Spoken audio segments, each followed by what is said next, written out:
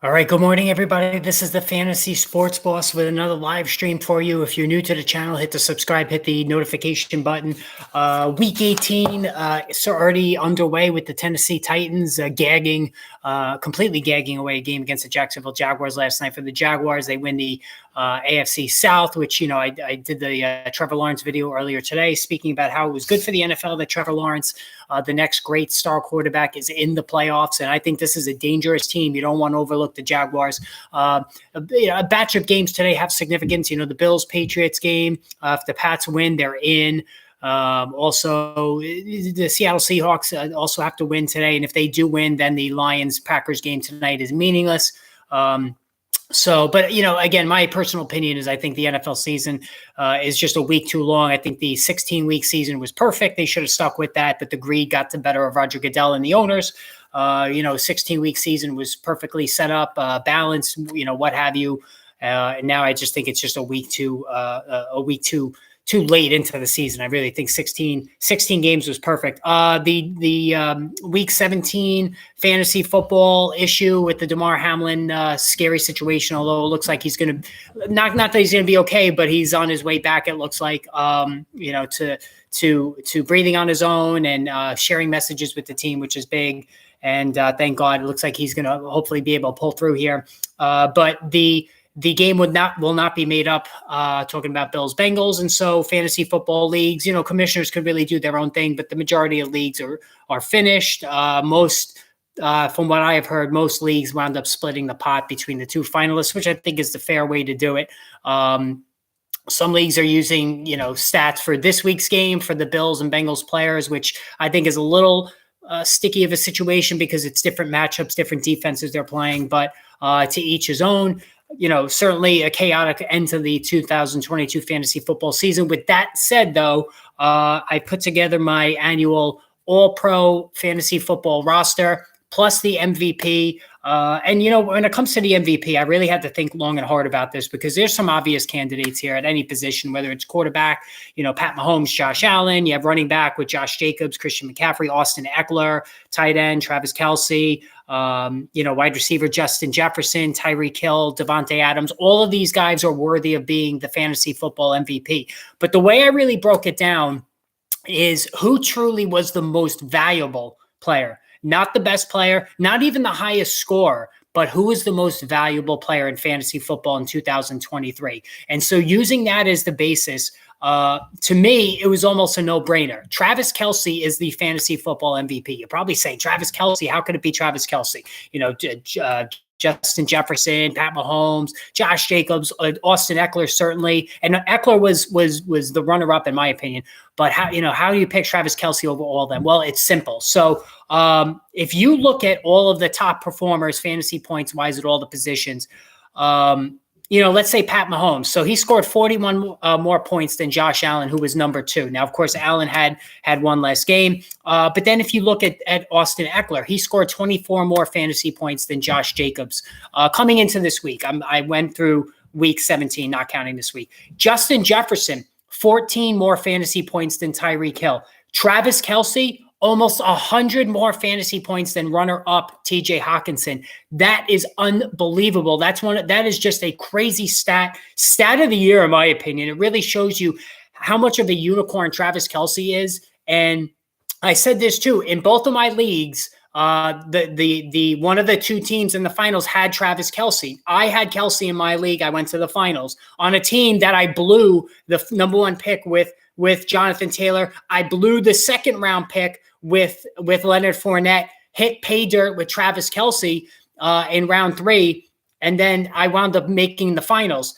In my other league, one of the two owners in the finals had Travis Kelce, almost 100 more fantasy points than TJ Hawkinson, who was number 2. So that to me is the clear fantasy football MVP. Next season, Kelce, I'm going right back to town on him. Yes, he's going to be 35, but he's proven himself to be very durable, a true unicorn, a true just rare breed player. You're not going to get a tight end that puts up 100 more fantasy points than the next highest guy. It's just crazy. And, Mark Andrews, who actually outproduced Kelce slightly the year prior, was awful this season. You take out September, he was pretty bad. Now, I know he had a mini rebound last week, but between injuries and underperformance on a weekly basis, Andrews very disappointed. It made laughable the whole notion that he should have been picked ahead of Kelce in drafts this year.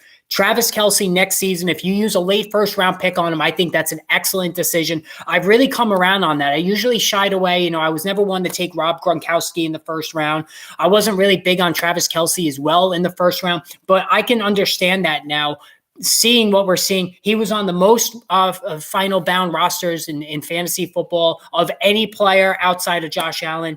The numbers were just ridiculous. So Travis Kelce, in my opinion, fantasy football MVP for 2022. Now, what about the rest of the roster? So when it came to quarterbacks, I picked 4 quarterbacks to make the all-pro fantasy football roster. Pat Mahomes obviously was on it. Jalen Hurts, Josh Allen, all 3 were obvious choices. I also added Joe Burrow. I think Joe Burrow is just a phenomenal player. He doesn't run like the other 3 guys, but he plays to the whistle, balls to the wall, just a great player, never gives up. Just pilots a very nuclear passing attack. When you go up against Joe Burrow in fantasy, it's just a headache. All 4 of those guys deservedly make the fantasy football all-pro roster. Now, running back. This was easy as well, at least for the top 3. So I picked 4 guys. Josh Jacobs, easily one of the biggest values of the year. Christian McCaffrey finally stayed healthy. Boy, what a comeback season for him. And then Austin Eckler. I went with Travis Kelce as the fantasy MVP of the season, but Austin Eckler was second. I was wrestling between the 2 of them. Eckler was phenomenal for the second week in a row. And I admit I was a little leery on him coming off such a big workload the season prior. That insane touchdown production that he had the season prior, I thought that could be an outlier territory, but he answered that in the affirmative this season. Just a tremendous year. The targets were ridiculous, over 100 catches. The rushing yards, the touchdowns, average per carry. He was durable. He stayed on the field. Unbelievable performance by Eckler. Now, next season, off 2 heavy workloads, and he's going to be 28. I'm a little nervous about Eckler next season. He's going to be a top 2-3 pick for sure. So there is risk with Eckler, but obviously he deserves to be on the all-pro fantasy team. And the 4th name I put on there was Tony Pollard. Now, you're probably thinking, Tony Pollard, he didn't have anywhere near the numbers of the other 3. But on a per-touch basis, Pollard was as valuable as those 3 guys. He didn't get the touches anywhere near the touches that Jacobs, that McCaffrey, that Eckler got. But on a per-touch basis, Tony Pollard was unbelievable. He really was as good as those 3 guys. And so I felt he deserved to be on that roster. He was one of the best values of the season. So I think he was certainly deserving of that placement. Now, as far as the wide receivers, the 4 that I picked, I don't think there's any debate. Justin Jefferson, Tyreek Hill, Stephon Diggs, Davante Adams. No drop off from Davante Adams. I know he tailed off in the fantasy playoffs. Deserve to knock him for that, but no drop off going from Green Bay to the Raiders. Tyreek Hill, same thing with Tua Tagovailoa, quarterback. We all kind of shied away from him. Those who took him probably wound up going far in their leagues this season because of the value. You got Tyreek Hill in the 2nd round in the majority of leagues. He was a slam dunk top 10, top 12 guy. Once again, the talent always wins out. Next season, I think now we can feel a little bit better about using him just because the design of the offense, and they better not fire Mike McDaniel. The design of that offense works perfectly with Tyreek Hill. So I thought he was phenomenal. Now, as tight end, I picked 2 tight ends. Travis Kelce, my fantasy football MVP for 2022, was on that list, obviously. And I went with TJ Hawkinson, who really had a terrific season. Going from Detroit to Minnesota, things didn't curtail for him. He wound up maintaining his productivity, even exceeding it going to Minnesota. So Hawkinson, not Mark Andrews, deserves to be the 2nd guy on the all-pro roster for 2022 at tight end. And defense, the New England Patriots, not a surprise to Bill Belichick, and the San Francisco 49ers, who I think can come out of the NFC. Even over the Eagles, I think Jalen Hurts is more injured than the team is letting on. So I think that 49ers defense was a true league winner, no doubt about it, for sure. So yes, it was a crazy fantasy football season from the very beginning when Darrell Henderson started over Cam Akers, all the way through the Damar Hamlin situation, the scary situation there. Looks like he's going to be okay, thank God. As far as today is concerned, you shouldn't be having a fantasy football championship this week. I think that's absurd if you do, just because of all the guys that are sitting out. You never want to have a championship decided during the last week. But be that as it may, there's some games that have some interest. And at least, yesterday the Jacksonville Jaguars, one of the teams that punched their tickets. So again, started posting the wrap-up videos. There's going to be a lot of wrap-up videos, player wrap-up videos daily going forward. Of course, the NFL draft videos are going to be coming hot and heavy as well. So there's going to be a lot of those coming up. All right, we have somebody in the championship. It looks like Mako J. Do I start Kenneth Walker, Pollard, Aaron Jones, Christian Watson, Jefferson, Devonta, full PPR? Please start wide receiver, running back, and a flex this week. It's week 2 of my championship. Oh, okay. So you did the 2-week championship. I get it. All right. So 2-week championships I do like, although I think they should be week 16 and week 17. I'm currently projected to win by 5. I'm just trying to play it safe.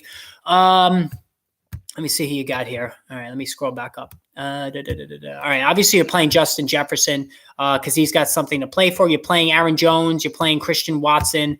I don't see an issue there. Yeah, I think you're good. I don't see any issue here. I can't seem to scroll up for some reason. Hold on. Let me see. Let me get rid of this poll first of all. All right. All right. And the poll. Okay. All right. So Walker, Pollard, Jones. I don't think Dallas. I don't know if. All right. So start a wide receiver. You're starting Jefferson for sure.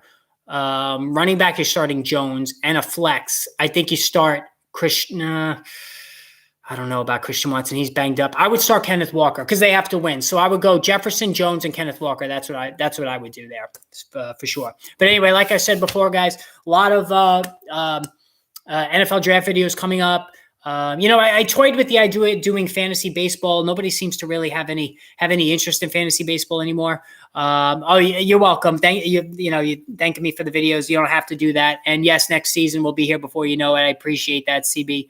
But it's not over. During the offseason, I'm still going to be doing live streams, previewing NFL free agency, the draft, all that stuff.